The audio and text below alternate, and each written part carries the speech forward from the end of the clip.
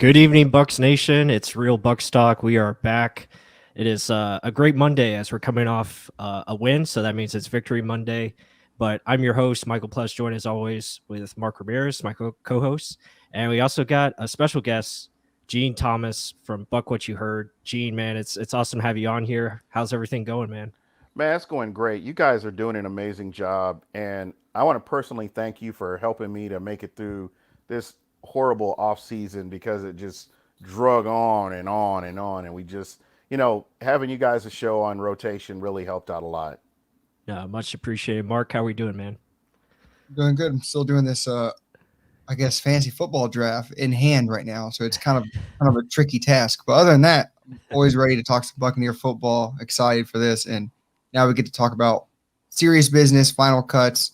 The season is literally days away now. We're not waiting months. Mm-hmm. And like you said, it's been drug out, but in a good way. Everyone got brought back. So good things to talk about. Yeah, most definitely. And again, thank you all who's watching live right now. Again, presented by Bucs Report, so shout out to them. So again, we appreciate everyone in the chat. Bring your questions, comments, much appreciated. But like Mark said, we're 10 days away from the first game against the Dallas Cowboys, so it's going to be pretty exciting. But yeah, let's just dive into it. Let's get our thoughts just on the preseason finale, which is awesome because first of all, it's end of the preseason, so that's always great. But Gene, I'll start with you. Just your overall thoughts of that win, and it was a pretty good execution, I think, for the most part. Yeah, absolutely. I know we've been kind of downplaying the preseasons for basically what they are, evaluation. And if we were to evaluate, how the Bucs handled everything, Tom Brady is the consummate professional, and you cannot stop talking about Tom Brady because he continues to show why he is who he is. And just, the way they executed on offense was really exciting for me. The one concern I do have is the special teams. I'm just not 100% sold on special teams. I have not been. I realize that they've been playing seconds and thirds, but it just remains to be seen what they're going to do on special teams. Yep. Mark? Yeah, so, I mean, what big thing on special teams? Is it more like the return game, the coverage? I think it's like the tackling and the coverage still is very concerning to me. And I've seen players that have made plays, but it just hasn't been on a consistent basis on any level. So I know it's all coachable.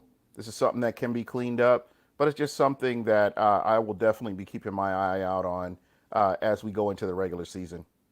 Yeah, I mean that's something where we haven't been good in a while. I mean, I always bring up the comment where Ira Kaufman kept talking to Bruce. He's like, "Oh, the Saints and their special teams, coach. What are you going to do about that?" I'm being sarcastic about it, but it's serious. Like we never do well against the Saints and their special teams. It's always something that's in our face, and we don't do anything about it. So I understand what you're saying there. I think even the return game, like. I think they're kind of set on Darden. I don't know if that's just by default, but yeah, I want to see him more sample size, but I guess we're going to see that in the season, but we'll see. I mean, other than that, I don't see Mickens making the team. He's probably the better pure punt returner and kick returner. So we'll see. I mean, I didn't see good from Keyshawn Vaughn, and they're like, oh, we just need to block better. That's part of special teams. You got to block better. Well, I mean, it's literally the only downside I'll say. Offense, defense, they're all back. They're all shooting on all cylinders. I mean, we saw the no huddle by Tom Brady, something we've been talking about in the offseason, which is going to be fan-freaking-tastic. Can't wait for that. And the defense, we've been saying too, will probably be the one that will carry this offense. It won't be the offense carrying the defense. It'll be the other way around this time. Yeah, I agree with those sentiments. I mean, special teams is just it's a cold sore, that's for sure. Like it's been pretty bad. I couldn't have put that better myself. That's kind of where I'm at with it too. Yeah, man. It's been poor. Like you had two block kicks, and that's not the first block kick. Like we've had other block kicks. I mean, it's absolutely pitiful. Yeah, one like that. Exactly. The great Jim Mora. I mean, it pretty much sucks. Like, it has to be better. The return game has just been so up and down. And then nothing consistent. yeah, the coverage. The only thing that's been consistent, I mean, when we do get good kicks, I mean, Ryan Suckup and Pinion have been for the most part pretty good. Again, you have to give credit to Pinion because they did pin down, those punts inside the 10-yard line, which was nice.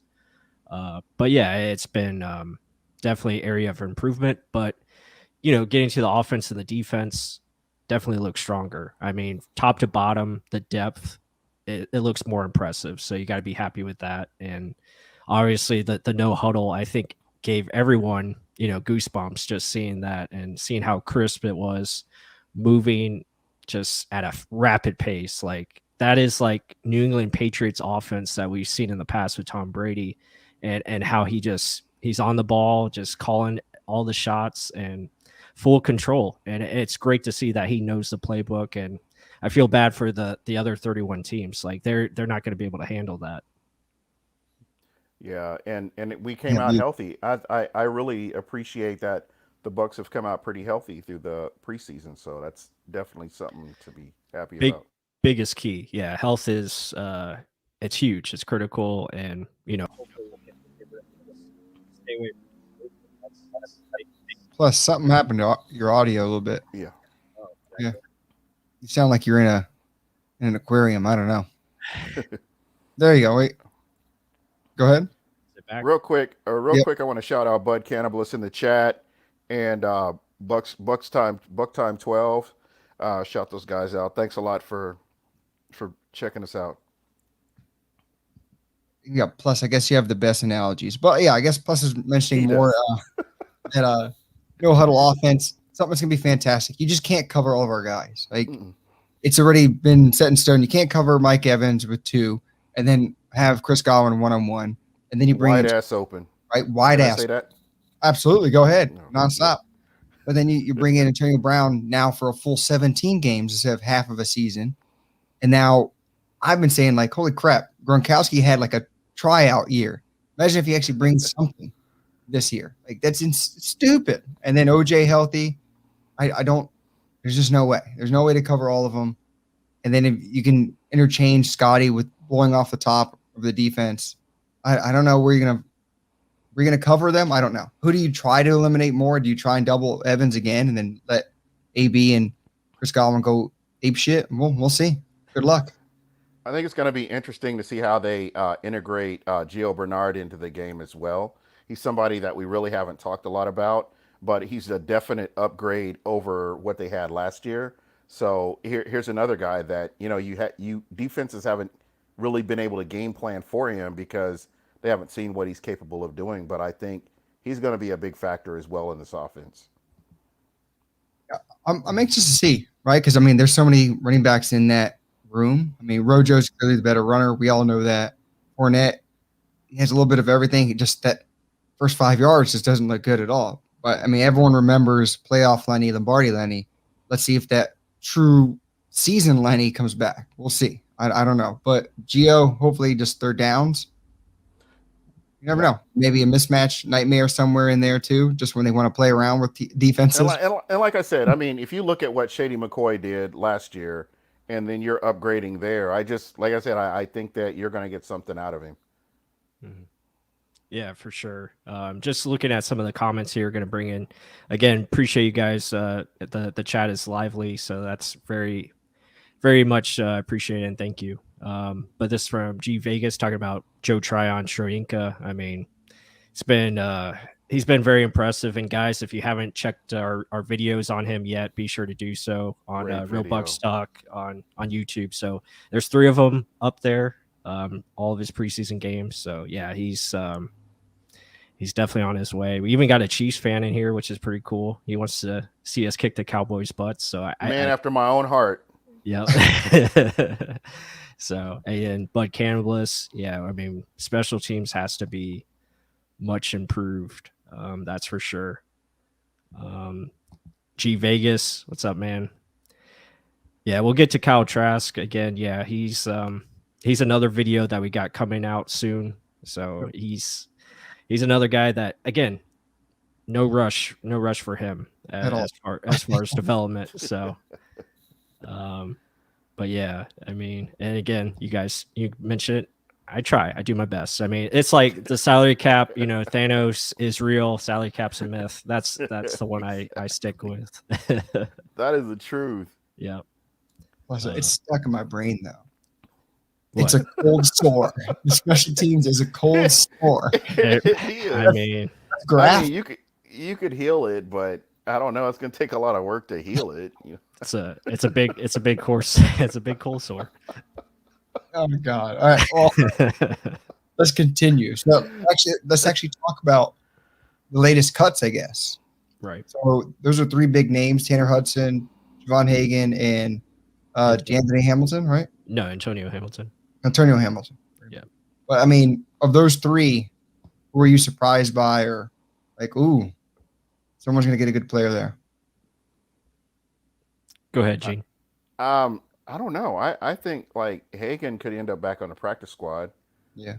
Potentially. But nothing really surprised me, to be honest. And I think when Bruce Arians name dropped Tanner Hudson, what was it, after the first game about not being able to block anybody or something to that effect, I think he had to really like play out of his mind in order to make this team.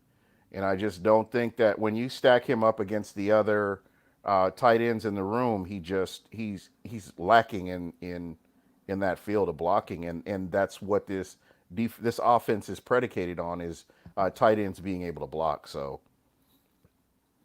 yeah, I agree. I mean, looking at the cuts, I mean, nothing really surprised me. I know a couple people in the chat were talking about, Hudson, being a surprise just because he is that kind of receiving tight end. And in case Cam Braid or OJ Howard go down, you would like to have a viable option to, replace them if needed. So I can understand it from that point. But a lot of these guys, I think you'll have a good chance to put him on the practice squad.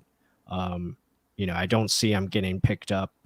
But we'll find out. I mean, we'll find out and see. Again, if they get picked up, I think that's a great sign that it just shows your roster is getting much better and deeper.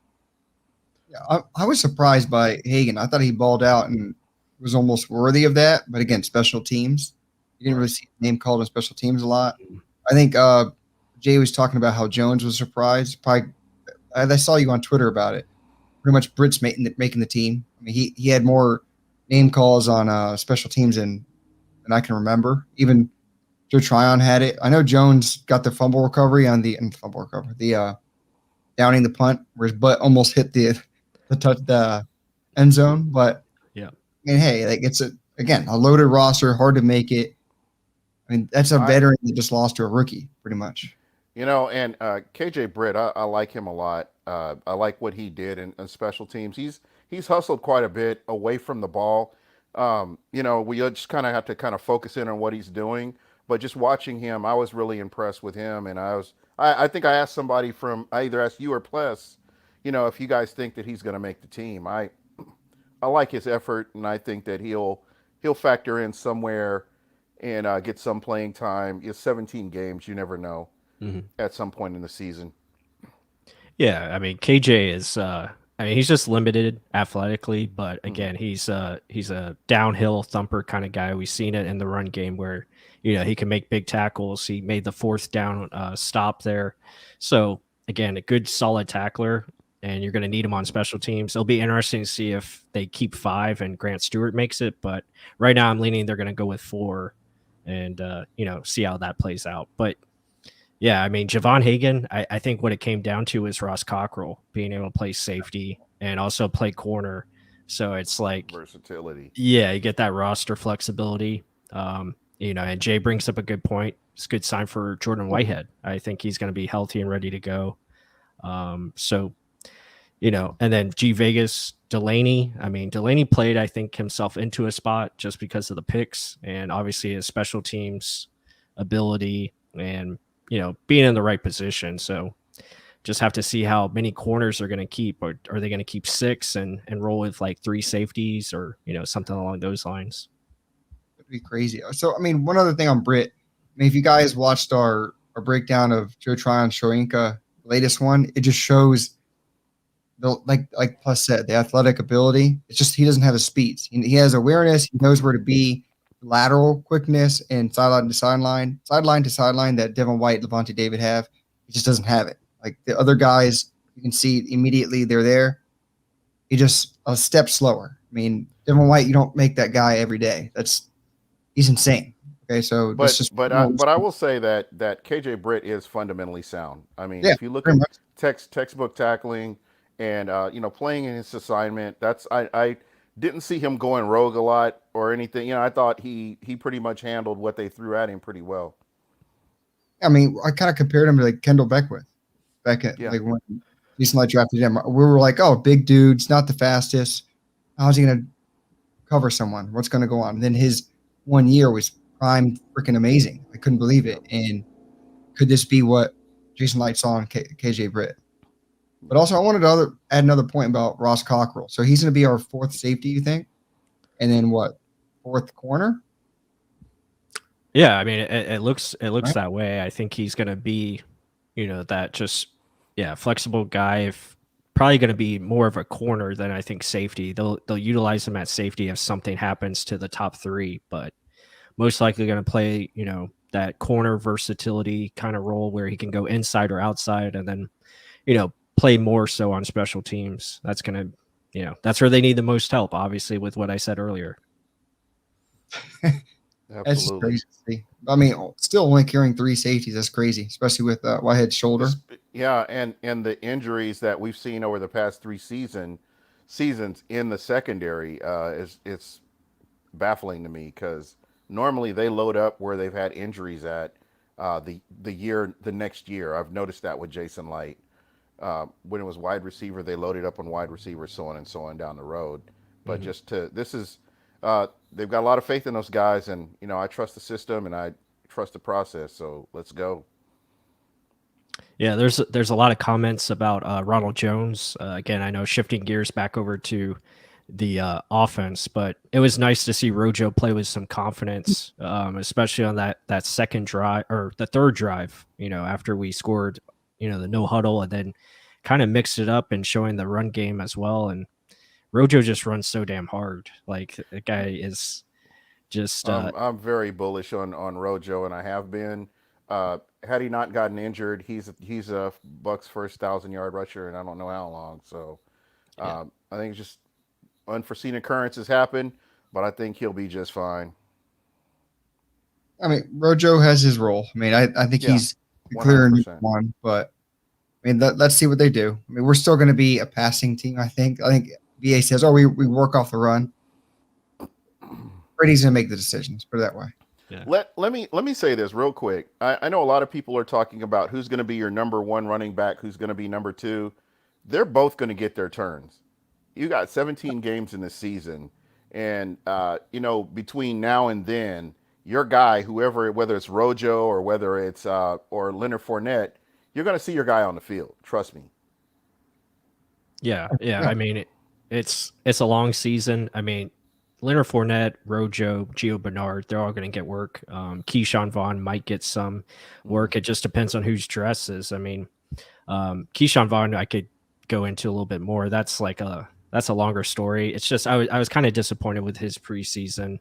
Kind of hyped him up in the offseason. I thought he was going to show out a little bit better, but I'm kind of iffy on that one. Again, playing with guys that are not going to be on the team, so that doesn't help. But No, but bring that up. I mean, because technically that is a fourth running back spot, right? I mean, it's a lot of spots where there's not many where they can be like, oh, we can just hold a bunch over here, considering you just have 2 or 3 guys you can just rotating in. Then you have a fourth guy that you have to have a roster spot for that just fumbled how many times in 2 games, but he's a good gunner. And he supposedly can run well behind a poorly blocked special teams kick return unit. I don't know. I mean, it's like they're trying to sell you on Vaughn, but he's not performing up to snuff. I mean, yeah, I agree. besides that Lions game last year, you want him to be good. I'm going to say this in his defense. This is what, year 2 right here. Right. Yeah. I want to see him develop, and see what he does because I think he could be the future. I mean, not with the way he's been playing recently, but as the season progresses, he could be that guy that just kind of turns it on later on in the season. may take more reps for him to get there. That's funny. Yeah, start calling him a snake and he'll approve. That's a good one. Yeah, personally, I just don't see the athleticism there. There's like no juice to his runs, and that was a concern coming out of the draft. Like he just doesn't have that gear that you need in this league because the holes close very quickly. You know, Rojo has it. Like we see that he can get to the hole very quickly, and that's what makes him special as a runner.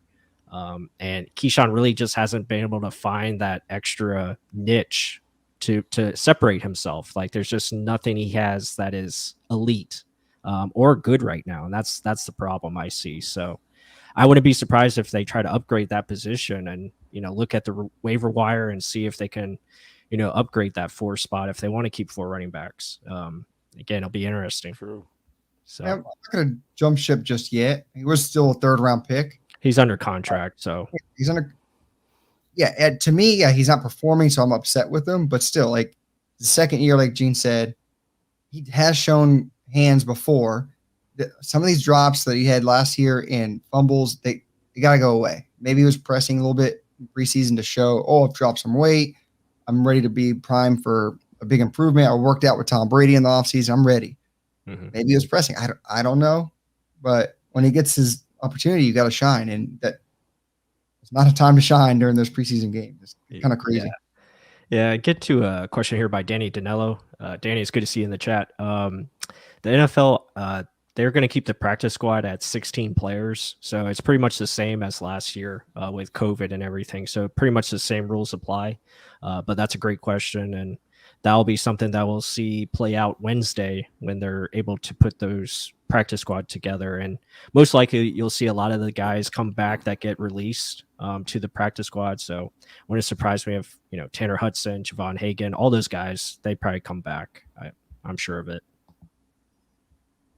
Yeah, I think someone gets taken. I mean, Tanner Hudson's we kind of held him last year just so he didn't get taken. I can see him get taken, or Javon Hagan based off his massive preseason he had. I wouldn't see why someone that does need a safety wouldn't take him. I mean, I don't know. But maybe I'm just higher on them than most teams. Yeah. And Dominican Sue is good to go. So he'll be back. But was he on the COVID list? Yep. Yeah, he was on the COVID list alongside obviously Ryan Suckup. Because of filthy Titans. Yeah. And there's a couple others that were on the COVID, but everyone else, I mean, they're all going to be good to go. So we should be fine there. I think it was Earl Watford and another guy. Nick Leverett.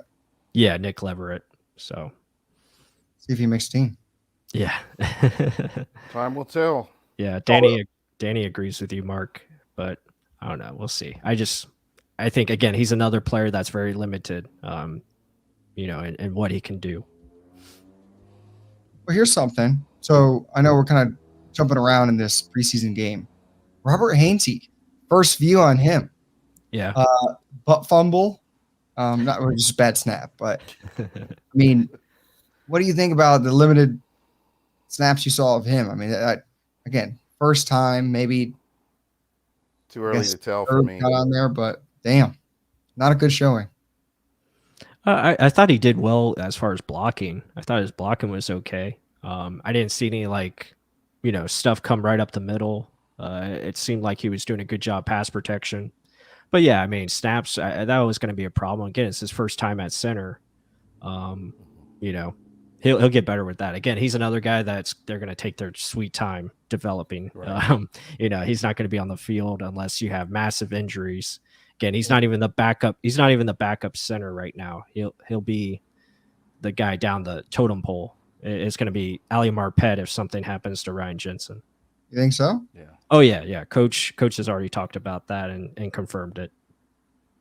Yeah, because based off that performance, I could see why he did that. Yeah. Plus, they also have Aaron Stinney, who they would probably go to next if they had more injuries. That's questionable. Let's hope not. I have my fingers crossed on that. Right. Yeah. Exactly. Let us hope not. Yeah. Stay healthy. Keep that 5 in there and let's rock and roll. And speaking of O-line, though, that's something we've always talked about for years. I feel like for the Bucs, But we also got to give and take. If we have this many damn weapons, this many good players on defense now, where are you not going to be great at? And you got to find somewhere. I mean, maybe it's the O-line, maybe it's special teams, coverage units, right? So maybe that's part of the cold sore, right? But the thing is, that right guard position, it's better with Alex Kappa. It's not an open door like what it was with Beninock. But I mean, if one of them goes down, it is scary what happens. And I think we just got really lucky in that Super Bowl with Stinney filling in because he didn't look well in preseason. So I don't know. The lack of depth in the offensive line showed clearly all through preseason. Yeah. Yeah. I mean, it's tough because of, just roster construction, the salary cap. Yeah. And, I thought Bruno said it's not real. Yeah. Well, yeah. I mean, go ahead, G. Oh no, I was just gonna say it's that cohesiveness that we've talked about. We saw that offensive line come together as the year progressed last year.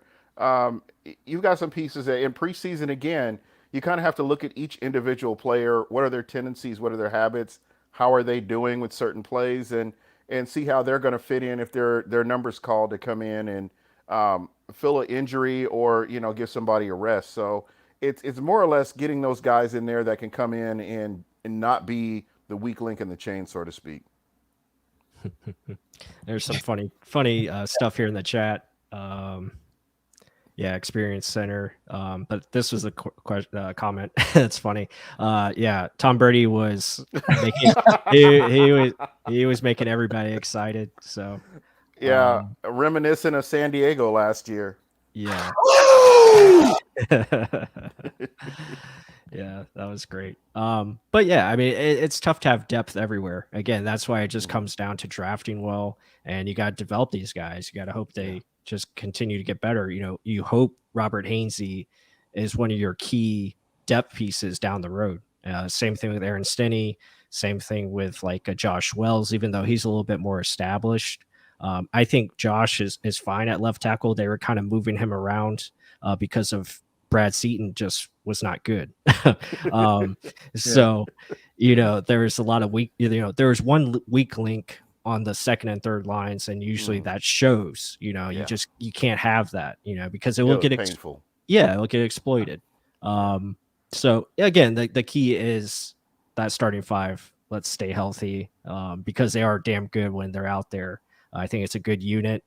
And it should be better because Tom's going to be getting rid of that ball so quickly, as we saw, against Houston. He's not going to hold it very long. And that really makes your offensive line shine when you can make those quick decisions and get the ball out. Somebody had mentioned O.J. Howard a little bit earlier in the chat, and I think he's going to be just fine.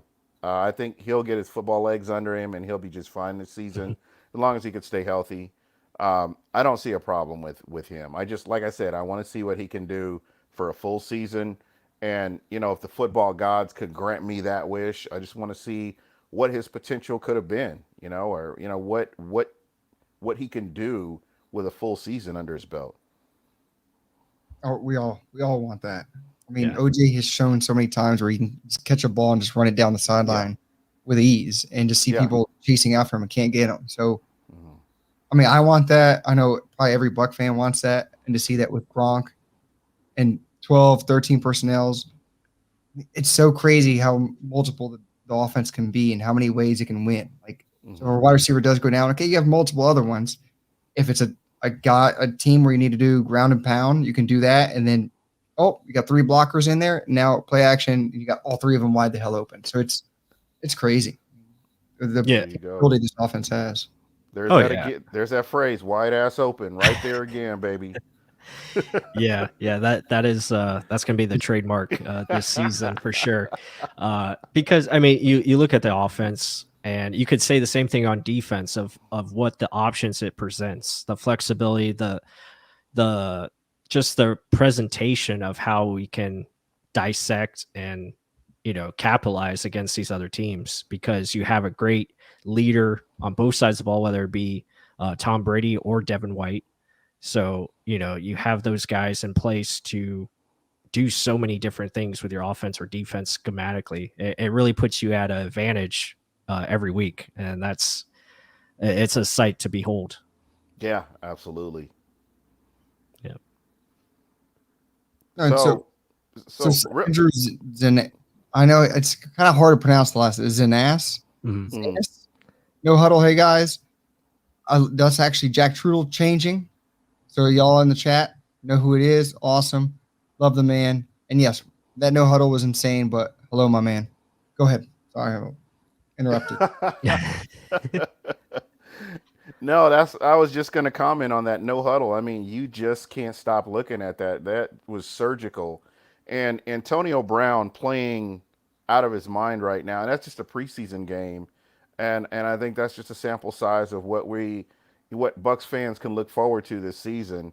I mean, he's got his football legs under him now, and I think he's ready to roll. And he's somebody that really didn't get talked about like Godwin and Evans and Scotty, but I think he's going to have a huge impact on this offense. Yeah, no question. I mean, you have all this versatility where, again, OJ, Gronk, Cameron Brate, and then your receiving core where you can just mix and match guys. Not to mention the running game if it is effective with Rojo and Leonard Fournette. You throw in the play action game, which we've seen can be so dynamic and effective. So I think that is critical. But with that said, guys, so far, again, we appreciate all the comments and questions. So, we went over the offense, went over some defense, and just our thoughts from the game. Obviously, the big hitters were, no huddle and the just electrifying play of Joe Tryon Shoyinka as he continues to shine as a rookie. Very impressive. And, just the execution I thought was really good. But again, we have over 30 people in here. We appreciate if you can hit that like button down below. Also hit subscribe if you haven't subscribed to Real Bucs Talk. Please do so. Also subscribe to Buc What You Heard. Again, he's on Wednesdays and Fridays, 7 p.m. So please, help out and support the channel. Much appreciated. Absolutely. There you go. Actually, plus I brought up a graphic. If you can bring that up. Yep. So this is the stats of the game. Talking about Keyshawn Vaughn, 15 carries, 29 yards, 1.9 yards per attempt. That's dumb. And then look at the fumbles. Yeah, we'll talk about Trask too, but yeah, fumble, didn't lose it, but that bad performance. Let's put it that way. And then Antonio Brown, he better do damn good because I just picked him up on my fantasy football team. So that said, do you want to jump on Kyle Trask and how he performed? The numbers look good, but what did we see? We'll talk a little bit about it before we divulge in our film study later this week. Yeah, I mean, Kyle, I thought Kyle looked pretty good, most comfortable, that's for sure. Gene, I'll let you touch more on it. What did you think of Kyle? I like his decision making. That's the main thing that I looked at. He didn't hold on to the ball a lot.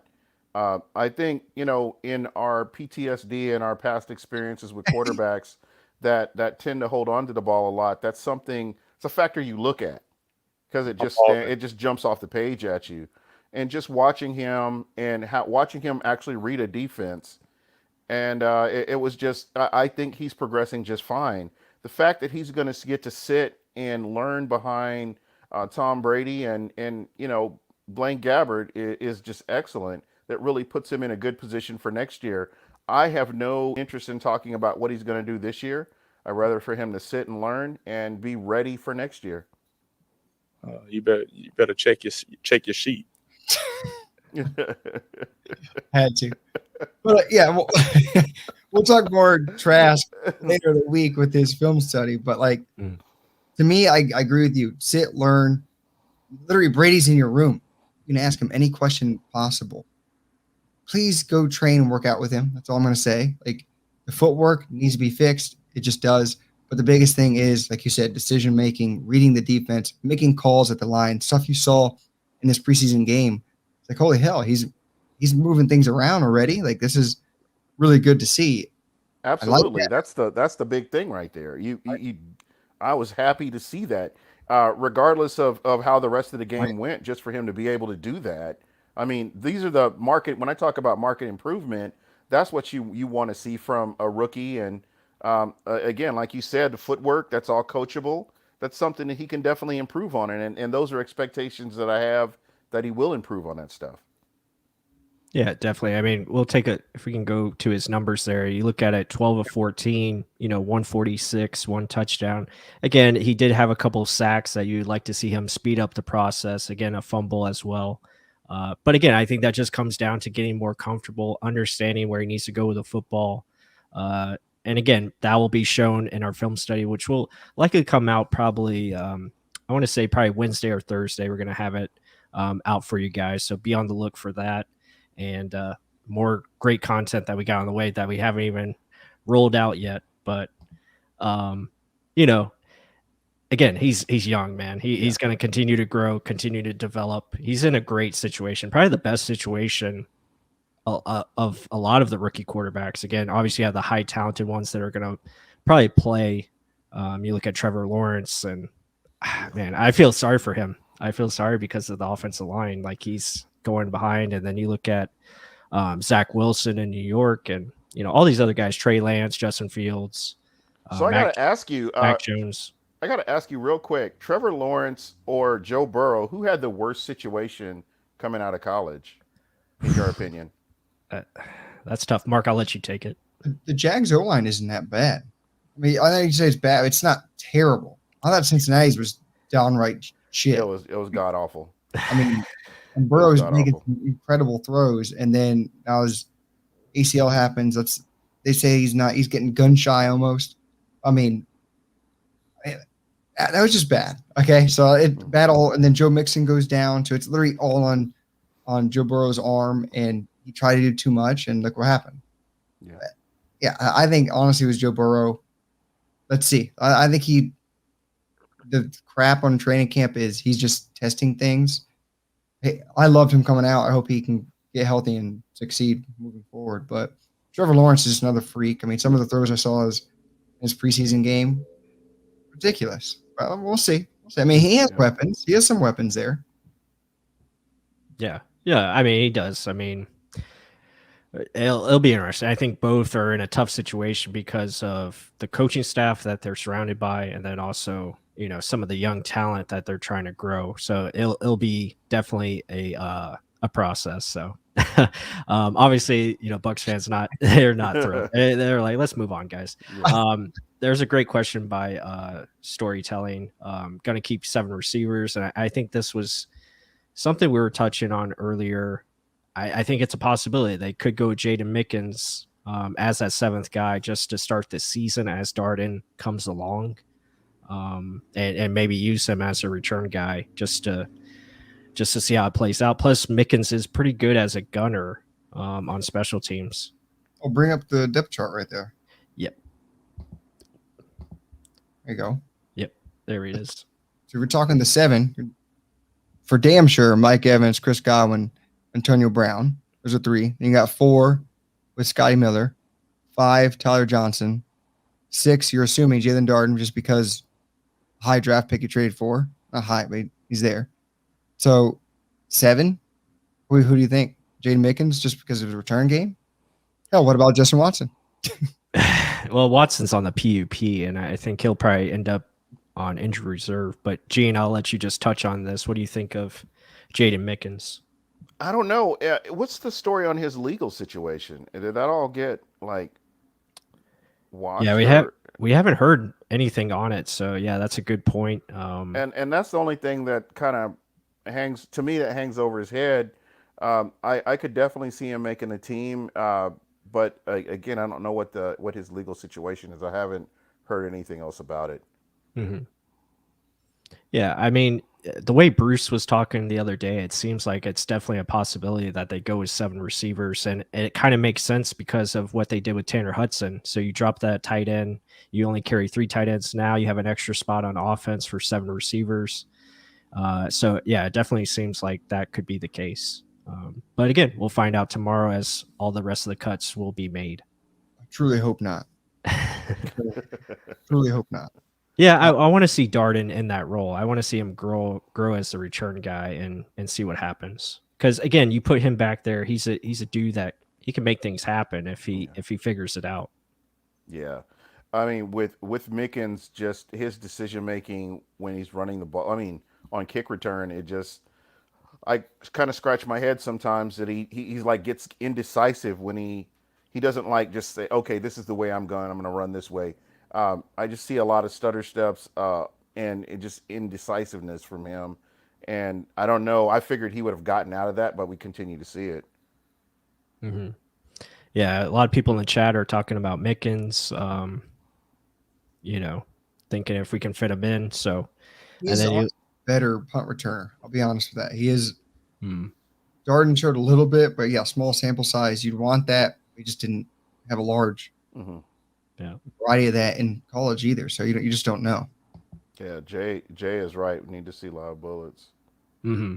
Yeah, I agree with that. And Danny actually, brings up the point about the special teams coach. Like, is he on the hot seat? I mean, if the special teams performance keeps the way it is, I mean, you got to look at a different direction. But again, right, Bruce Arians is so loyal with his guys. But again, that's only to a point where, sometimes you just so got do to you make think it's the quality of players, or is it what is it that causes the Bucs to struggle with this? I mean, it looks like a lack of just communication, to be honest. So I mean that's the biggest thing. Like, it just looks like people are not in sync with what they're being asked to do. Totally get that. Super stickers down there. Yeah. I Thank love you, it. Andrew. Yeah, much appreciated, man. Hell yeah. Hail to the yeah. So wait, we're talking what? Punt returner? Well, just special teams and like the coaching, like. So yeah, this is my take on that. So a lot of this is you got to be able to beat the man in front of you and go. Do we have that? I don't know, especially the gunners. So Ryan Smith had it. He was a guy that could do it consistently. Is it any question that he was the best guy on our special teams, literally week in, week out? No, he was the guy. Is it talent? It probably is. It's these guys not understanding what special teams is. They're not taking it very seriously, maybe. But I mean, you got to beat. This is the assignment you have. You're going to make the team. You got to make it in this way.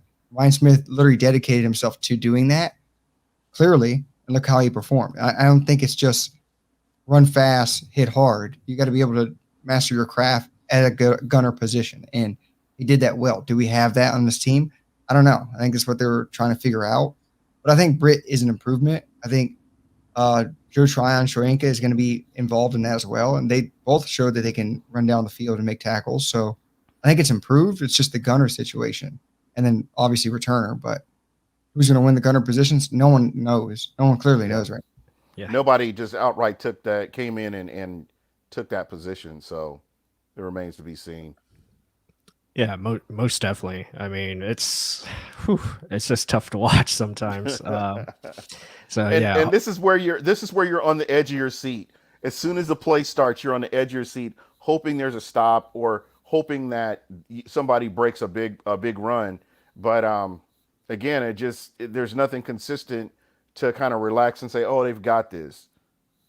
Mm-hmm. Yeah, I couldn't agree more. And a lot of people in the chat are agreeing as well. So special teams not being held accountable. Yeah, I mean, hopefully it gets worked out. And the big thing is now they're going into the week 1 game against the Cowboys where they can game plan and hopefully get a better understanding of what needs to be done as far as coverage and getting those things corrected. I mean, the kicking game has been bad just because the kicker missed. Yeah, right. Or and then when he did, they lined up incorrectly. That's coaching flaw there. Yeah. But I mean, during the season, the special teams actually kicking game's been great. Just because of suck up changing everything. That's just a player making kicks. We're talking coverage team. I mean, that's always been piss poor. Yeah. And so let's see who fills that gap. I don't know. Yeah, I mean, just kickoffs, just kick it out of the end zone. Kick to the 40. Yeah, well, not out of bounds, but kick it to kick it for touchbacks, and that's usually what Bradley Pinion does. I think most of the kickoffs this preseason, obviously, he was kicking it short because he wants to see, the coaches want to see the coverage. So hopefully, he just kicks it, touchback, and then we don't have to worry about it, and then just block somebody on the return game. That's for sure. Well, speaking of Delaney, I mean, he had those 2 interceptions, but do you think he wins a gunner position? Yeah, I mean, Yeah. he was out there as a gunner, and obviously he was shining. I think he's definitely I gotta worked go back his and look way. at that. Yeah, worked his way towards a roster spot, but it'll be interesting to see who they keep as far as those guys. Herb Miller, Delaney, a couple of the other guys, Chris Cooper. Well, we'll just have to see. Like I said, secondary room, I mean, it was very competitive. Antonio Hamilton he made some plays this preseason. I mean, like you said, Ross Cockrell, just based off his ability to play multiple positions, probably helps. But Herb Miller had an interception that game. Delaney had 2. Chris Cooper had the amazing play on special teams. So, I mean, it's going to be tough. It's going to be tough to see who wins that gunner position. I know BA mentioned Keyshawn Vaughn did well there. I don't remember seeing him once doing well there. I'm just being flat out honest. I don't remember at all. Am I seeing something wrong? Ooh. Yeah, not at all. Not at all. Nothing flashed off the page to me either. So, But yeah, I mean, a lot of talk about the special teams. Obviously, that's a big concern going into the season. Is there any other concerns that we're looking at, whether it be offense or defense, that could be a potential worry going into the regular season, Gene? actually, no. Everything that I've seen is coachable, and so I mean, it's not like you don't physically have the players to do it. It's just getting those players mentally ready to go out there and do what they need to do. I'm good with where they're at, and let's roll and see what they do. Yeah, Mark. Areas of weakness? I mean, I thought the biggest thing was, do they go back to the old BA offense? Seeing that, Is that a possibility? it honestly, to me, it was a fear because of That- Leftwich and how kind of conceited they were with it. You just kind of raised my blood pressure a little bit just thinking about that. I didn't even think about that. No, I mean, it is, but then because Danny Danella always brings that up. So I was like, it's possible. I mean, anything's possible. But then to me, seeing that no huddle and Brady taking total control, saying, oh no, this is what's going to happen. You go there. I see this. Boom, we're going. I think he can do that at the snap of a finger, and it can be Brady's offense whenever he wants it to be. So I think the transition of getting things to move fast, then slowing it down with the running game. Do you think like maybe they stop doing motion and go back to if we see that, then we can hit the panic button. Maybe, you guys, what do you think? Stop seeing motion. Yeah, motion is definitely indicator. The use of play action. Obviously, max protection. I think they've understand if they give Tom Brady time, it's obviously a big play waiting to happen. So they're going to emphasize max protection, whether it's keeping in 5 to 7 blockers at a time or even 8 blockers at a time. The play to Chris Godwin where he goes over the middle in the slot, that big play that he had last week, and then he got the big hit on him.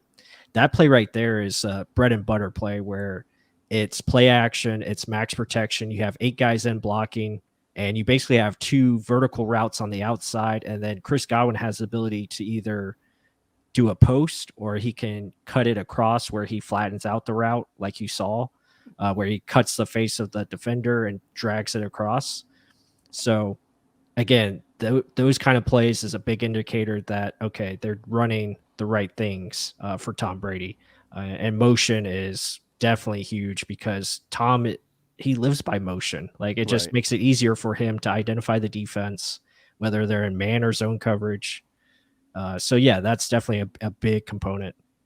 I've always wondered why they were so insistent on not using motion. Because I know you guys have talked about games last year where they just weren't doing it, and I'm trying to understand the scheme that they were trying to run and how you could actually make it work without motion. I mean, at least a little bit. Yeah, I mean, it's going to be involved. I think it has to be. Yeah, I think Leftwich was just being sarcastic and just joking during his press conference because everyone talked about that with him and how every week think that was funny. Neither did I. I kind of got. There's no damn. There's no. I kind of got in my feelings a little bit when he said no motion. I was like, oh, really? Yeah, that raised my blood pressure. So yeah, for sure. Yeah, it's going to be different. I think obviously it's going to mix. It's going to be a mixture of Tom and Leftwich and how they want to run things. I mean, obviously, I think the quick game, that's going to be the biggest adjustment. The quick passing game is going to be huge because we saw it in that no huddle where you spread people out and Tom just picks you apart, hitting just quick 5-yarders, whether it be to, AB, Leonard Fournette, OJ, etc. There's just, you can't stop him because the field it's just too much for this defense to cover. It was a thing of beauty. But pushing him to the defense, like the only area where you have, I don't know if it's concern, it's just more want to see them show out is obviously the secondary. I want to see Antoine Winfield go crazy. I want to see SMB healthy and picking balls off that I know he can. Jumping routes. The front seven we all know is disgusting. If that works in marriage with that secondary, look the hell out. I mean, it's going to be a dangerous defense and good luck. I mean, good luck on both sides. Can you stop us and can you even go and score against us? They did the first team did well all preseason, but they were only out there, one drive? Yeah. Yeah. Yeah. And, go ahead, and Gene. they have to get out. They have to get out fast. They have to start out fast. Historically, the secondary has always started out slow, and they played slow for the majority of the games. I think it's just been the last couple of years, that we've seen them to where they've, responded. And now they're in a position where you win the Super Bowl, you got to come back strong the next year, starting out this year and start out fast. That's important to kind of pick up where you left off. Mm-hmm. Yeah, secondary, and man, you talk about a week 1 test against CD Lamb, Amari Cooper, and Michael Gallup. Yeah, they're going to get tested right away. So it's going to be very important that they're on their keys and they're ready to roll. But like Mark said, that front seven is too deep, and it's really nice to have where you can just rotate guys in and out and come after Dak Prescott and company all game. It's going to be very critical. We talked about Joe Tryon, Shoyinka so much. I mean, we forget about Jason Pierre-Paul and Shaq Barrett. Like, they just haven't showed anything this preseason because I think they don't want to show their cards. Like, they're ready for that week 1. They're both healthy. JPP is healthy. That's scary. Like, he hasn't been healthy in a long time, and now he's 100% ready to go. And what do they have to prove? I mean, they have. Yeah, no, I agree. Behind their name, they've proven it. They've made Pro Bowls. They've all won Super Bowls now.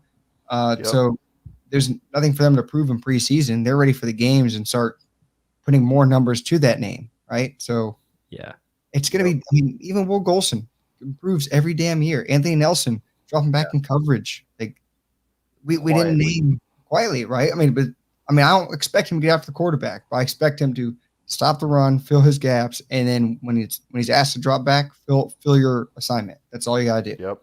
Mm-hmm. That's it. Defense. That's all it is. And I think if they play that way and the secondary does anything, it's disgusting how good both sides of the ball can be. And it's not being talked about that much, honestly. Yeah. I mean, you look at, obviously, people in the chat talking about, here it is, Bucs Time 12, Sue and Vita. Those guys are critical. I mean, obviously having a healthy Vita Vea, that's going to be so awesome to see. And Ndamukong Suh next to him. You're playing the Cowboys going up against some guards. Obviously, Zach Martin's really good, but you look at their center and guard, a little bit smaller than, the normal size offensive lineman.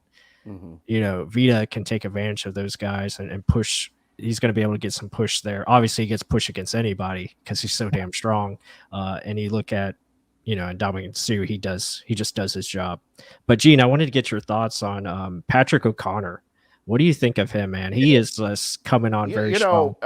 Unsung hero in the preseason.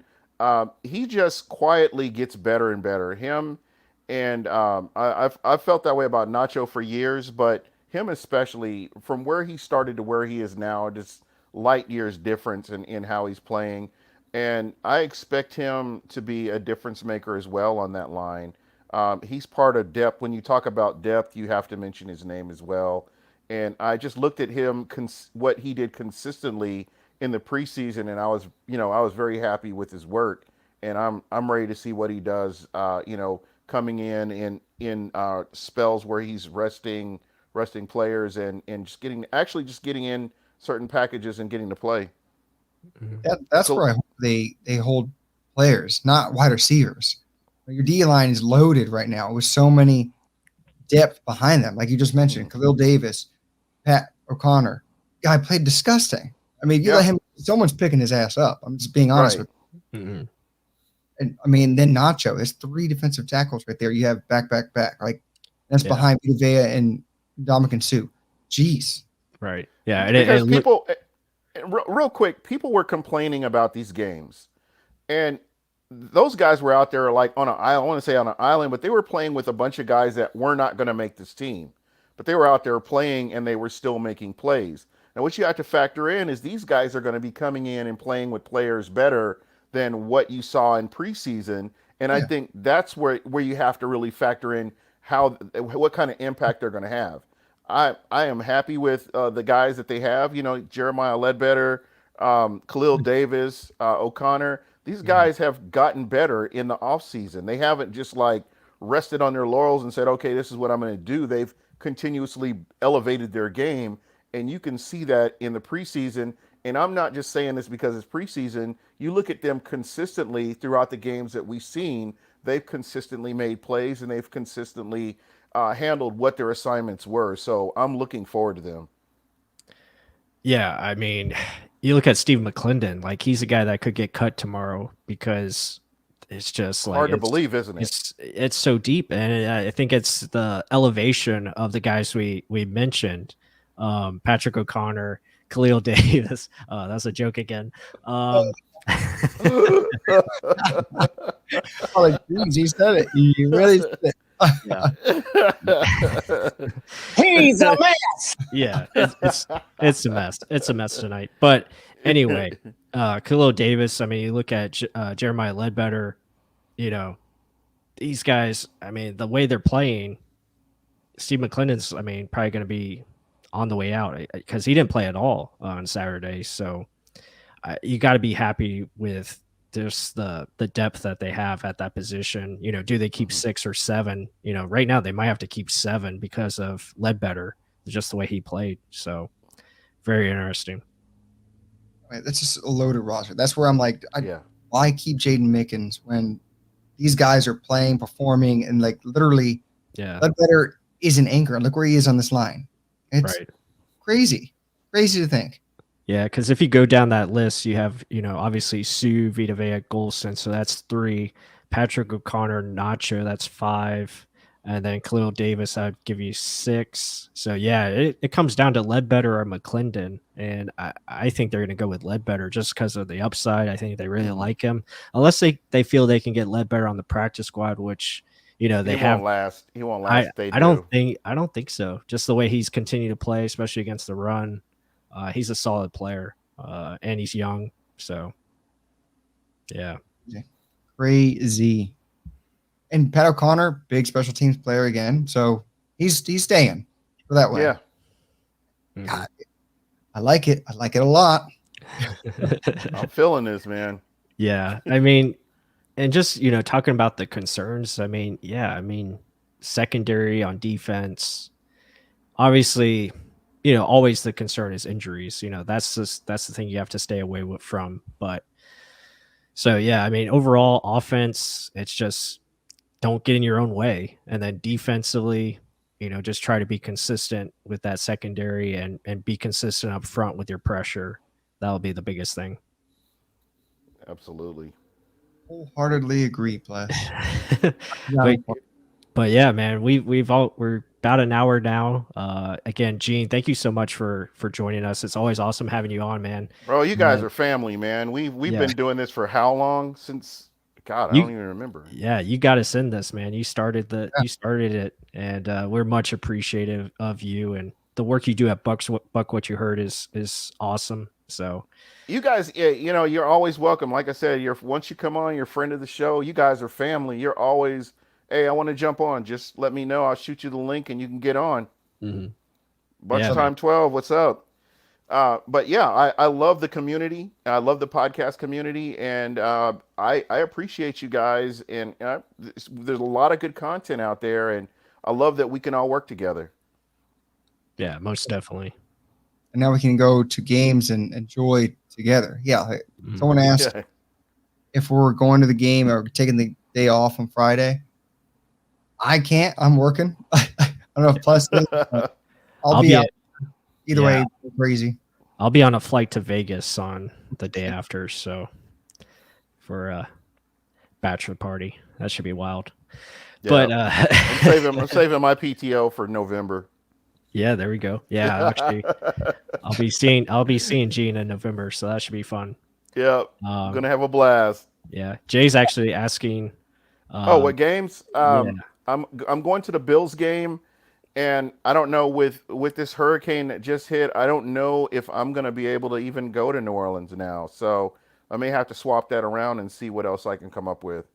Okay, very good. Oh, shout out to MD Peel. Much appreciated for the super chat. That's awesome. You're in the comments all day, every day, in the YouTube comments. I love it. Man, his insight on Iowa players is Right? outstanding. Impressive. So we just done a couple prospects from Iowa. Well, actually, one prospect, the center prospect from Iowa that looks really good, and Tyler Lindenbaum, and then also the running back Brees Hall. I'm sorry, Brees Hall from Iowa State. I want to say, yeah, Iowa State.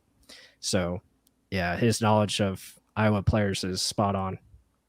Yeah, and just look out for my 2025 mock draft. It'll be coming out here very soon. That's awesome, Gene. Hey, we're gonna have you prepped and ready for this upcoming draft, man. We got Man. You guys make me look like an expert, man. When all I got to do is pick up one of your videos and watch it, and then I just know what I'm talking about. Thank you for doing the work for me. I appreciate you guys. No problem, man. Just check out our mock draft. Hey, we got it right. You know, we had Joe Tryon at 32. That's right. You know, just stay I think tuned. didn't you guys have Trask too? No, we didn't have Trask. We didn't do it like a 2-round mock. Oh, okay. We just we talked about Trask. Yeah, definitely. But yeah, Joe Came Tryon. Wow. Came in with a good old smile. They were all upset. I'm like, no, what are you guys talking about? This is a good opportunity. Yeah. But Tryon was our guy from pretty much the start. We just felt like he was a good fit, perfect fit for the scheme. Obviously, it's showing. So, yeah. Anything else that we wanted to touch on before we wrap it up? I just want to real quick. I want to shout out Bucs Report. You guys are awesome over there. Smack Apparel. I'm rocking the new going for two. Bucs Tampa Bay Bucs. So really looking forward to the season, and let's get it going. Hell yeah. Yeah. Everyone, enjoy. It's going to be fun. This Thursday night's going to be, not this Thursday, but next Thursday night, it's going to be insane. Yeah, but absolutely. One last thing, if you made it this late into the show, obviously we have Trask video coming out later, and we want to eventually start breaking down that no huddle offensive performance, just showing what could happen in this season, which would be fantastic if they keep bringing that into the season. So if you guys stayed this late, there you go. Got something to look forward to. There you go. Absolutely. So again, just one more time, shout out to all the people in the chat, everyone watching this video, much appreciated. If you can, on the way out, give us a like, give us a thumbs up, do all the good stuff, subscribe if you haven't, leave some comments what you think. And, if you want, a certain prospect to be looked at, from college or a certain player, to be looked at from the Bucs, let us know. We'll do our best to, put that in the works. So with that said, guys, everyone have a great night. Again, shout out to Gene. Thank you so much. Go Bucs. Oh, yeah, go Bucs. Bucs.